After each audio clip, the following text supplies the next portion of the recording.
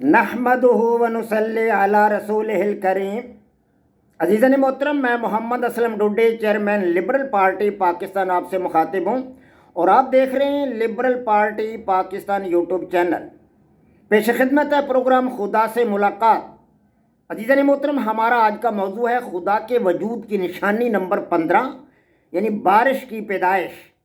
عزیزان محترم، آپ اس حقیقت سے آگاہ ہیں کہ میں اپنا پروگرام خدا سے ملاقات کافی عرصہ سے آپ حضرات کے سامنے پیش کر رہا ہوں، اور اس پروگرام کو پیش کرنے کا بنیادی مقصد اللہ عز و جل سے ملاقات کرنا ہے، اللہ عز و جل سے مناجات کرنا ہے، اللہ عز و جل سے باتیں کرنا ہے اور اللہ عز و جل کا دیدار کرنا ہے۔ عزیزان محترم، یہ کیسے ممکن ہوگا؟ کائنات میں بکھری ہوئی اللہ عز و جل کی قدرت کی کروڑوں نشانیوں کا فہم حاصل کر کے، ادراک حاصل کر کے اور ان سے آگاہی حاصل کر کے، ان کو سمجھ کر اور ان کو جان کر اس حقیقت کا ادراک کرنا کہ یہ تمام کی تمام چیزیں کسی ماورا طاقت کے حقیقی وجود کی طرف دلالت کر رہی ہیں اور ہمیں سمجھا رہی ہیں، ہمیں بتا رہی ہیں کہ کسی بہت بڑی طاقت کا وجود کائنات کے اندر موجود ہے، اور وہ تمام کائنات کی چیزوں سے ماورا، اعلیٰ اور عرفہ ہے اور مرکز و محور ہے کائنات کا۔ اور یہ تمام چیزیں ہمیں پیغام دے رہی ہیں کہ اللہ عز و جل کا وجود بلا شبہ ہے اور اس کے ساتھ ملاقات بھی ممکن ہے۔ تو عزیزان محترم، میں اسی حوالے سے آپ حضرات کے سامنے انہی مقاصد کو سامنے رکھتے ہوئے اللہ تبارک و تعالیٰ سے ملاقات کی نشانیاں پیش کر رہا ہوں، کیونکہ اللہ تبارک و تعالیٰ کے وجود کی نشانیوں سے ہمیں فہم حاصل ہوتا ہے، ادراک حاصل ہوتا ہے کہ کائنات کو بنانے والی کوئی ذات موجود ہے۔ اور پیارے نبی حضرت محمد مصطفیٰ صلی اللہ علیہ وآلہ وسلم کا پاک ارشاد ہے، آپ نے فرمایا کہ جنتی لوگ جنت میں اللہ تبارک و تعالیٰ کی ذات کو ایسے دیکھیں گے جیسے دنیا میں وہ چاند کو دیکھتے ہیں۔ سو عزیزان محترم، انہی مقاصد کے پیش نظر اللہ تبارک و تعالیٰ کے وجود کی 14 نشانیاں میں آپ حضرات کے سامنے رکھ چکا ہوں۔ تو گزشتہ ایپیسوڈ میں بھی میں نے آپ حضرات کے سامنے اللہ تبارک و تعالیٰ کے وجود کی نشانی نمبر 15، یعنی بادلوں کی پیدائش کا پہلا حصہ آپ حضرات کے سامنے بیان کیا، وہ پارٹ نمبر 1 تھا۔ آج پارٹ 2 اس کا آپ حضرات کے سامنے بیان کرنا مطلوب ہے۔ اور گزشتہ ایپیسوڈ میں نے آپ حضرات کے سامنے اپنا آیت نمبر 99، آیت نمبر سورہ انعام کی آیت نمبر 99 کا ترجمہ اور تفسیر آپ حضرات کے سامنے رکھی تھی۔ تو عزیزان محترم، قرآن پاک نے اس سے آگے جا کر می کے ذریعے زمین کو پھاڑنے اور اس سے اناج اگانے کے منظر کو اس طرح بیان فرمایا۔ قرآن پاک نے بسم اللہ الرحمن الرحیم فَلْيَنْظُرِ الْإِنسَانُ إِلَىٰ طَعَامِهِ، تو انسان کو چاہیے کہ اپنے کھانے کی طرف نظر کرے، اپنے کھانے پینے کی چیزوں کی طرف نظر کرے کہ وہ کیسے وجود میں آتی ہے، اپنے کھانے کی طرف نظر کرے۔ اَنَّا صَبَبْنَا الْمَاءَ صَبًّا، بے شک ہم ہی نے پانی برسایا۔ جو چیزیں تمہارے لیے پیدا ہو رہی ہیں تمہارے کھانے کے لیے، ان کو پیدا کرنے کے لیے ہم ہی نے پانی برسایا اوپر سے۔ اَنَّا صَبَبْنَا الْمَاءَ صَبًّا، بے شک ہم ہی نے پانی برسایا۔ ثُمَّ شَقَقْنَا الْأَرْضَ شَقًّا، اور پھر ہم ہی نے زمین کو چیرا پھاڑا اسی پانی کی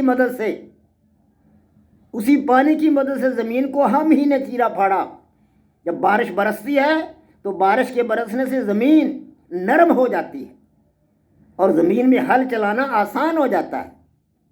کس طرح قدرت خداوندی نے قرآن پاک، اپنا کلام پاک کو اللہ تبارک و تعالیٰ نے ہم تک پہنچایا اپنے پیارے حبیب حضرت محمد مصطفیٰ صلی اللہ علیہ وآلہ وسلم کے صدقہ سے، با کمال کلام۔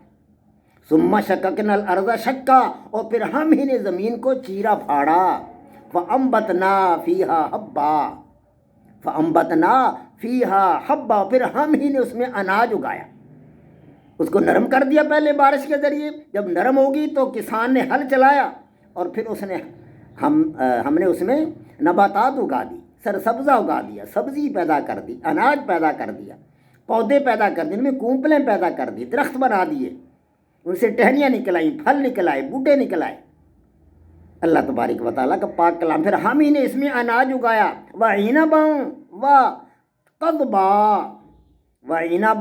وَقَضْبًا، اور انگور اور ترکاری، یہ ساری چیزیں پھر می کی آمد سے ہی زمین نرم ہوئی اور پھر کسان اس میں بیج بوئے اور پھر ہم نے یہ ساری چیزیں وہاں اگا دی. کیا اگایا؟ انگور اور ترکاری. و زیتونم و نخلا، سبحان اللہ، و زیتونم و نخلا، اور زیتون اور کھجوریں بھی ہم نے اگا دی، سبحان اللہ. وحدائق غلبا، اور گھنے گھنے باغ، گھنے گھنے جن کی چھاؤں اتنی گہری ہوتی ہے کہ سورج کی شعائیں نظر ہی نہیں آتی نیچے، گھنے گھنے.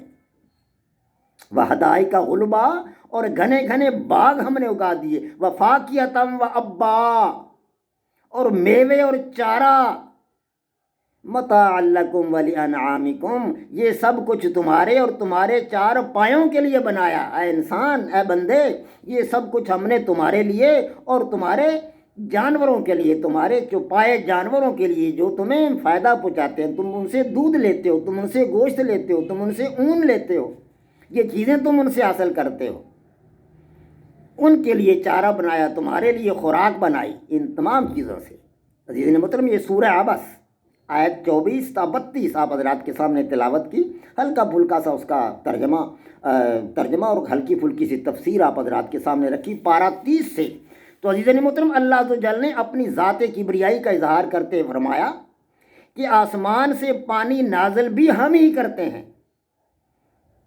پانی بھی آسمان سے نازل ہم ہی کرتے ہیں. یہ پیچھے میں آپ کو بتا چکا ہوں کہ کس طرح پانی ایویپوریٹ ہو کر، تبخیر ہو کر بلندیوں میں جاتا ہے، آسمان کی بلندیوں میں جاتا ہے. جھیلوں کا، ندی نالوں کا، دریاؤں کا، کھالوں کا، نہروں کا پانی ایویپوریٹ ہو کر، تبخیر ہو کر، ہر درجہ حرارت پر تبخیر کا عمل ہوتا ہے، میں بتا چکا ہوں. تبخیر ہو کر اوپر بلندیوں میں جاتا ہے اور پھر ٹھنڈے طبقات میں جب جاتا ہے تو وہ پانی کی ننھی ننھی بوندوں کی شکل اختیار کر لیتا ہے. پھر اللہ عز و جل نے اپنی ذات کبریائی کا اظہار کرتے فرمایا وَأَنزَلْنَا مِنَ السَّمَاءِ مَاءً وَأَنزَلْنَا مِنَ السَّمَاءِ مَاءً بِقَدَرٍ، اور ہم ہی نے آسمان سے ایک اندازے سے پانی نازل کیا، اور ہم ہی نے آسمان سے ایک اندازے کے ساتھ پانی نازل کیا، سبحان اللہ. وَأَنزَلْنَا مِنَ السَّمَاءِ مَاءً بِقَدَرٍ فَأَسْكَنَّاهُ فِي الْأَرْضِ فِي الْأَرْضِ، اور اس پانی کو پھر ہم نے ہی زمین میں ٹھہرا دیا. یہ نہیں کہ پانی آگے چلا گیا، کچھ آگے چلا جاتا ہے، کچھ زمین میں ٹھہر جاتا ہے. ہم نے ہی اس کو زمین میں ٹھہرا دیا، اس کو سکون دیا کہ زمین کے اندر ٹھہرا رہے، زمین کو نرم کر دے، زمین کو گیلا کر دے. سبحان اللہ. وَإِنَّا عَلَىٰ ذَهَابٍ بِهِ لَقَادِرُونَ وَإِنَّا عَلَىٰ ذَهَابٍ بِهِ لَقَادِرُونَ، اور ہم اس کے نابود کر دینے پر بھی قادر ہیں. کہ اگر ہم اس پانی کو ختم کرنا چاہیں تو کر سکتے ہیں، ہم اس پانی کو مٹانا چاہیں تو مٹا سکتے ہیں، اس کی خوبیوں کو نابود کرنا چاہیں، ختم کرنا چاہیں تو کر سکتے ہیں. یہ ہے اللہ تبارک و تعالیٰ کی ذات بابرکات. وما علینا الا البلاغ. پاک فوج زندہ باد، پاکستان پائندہ باد.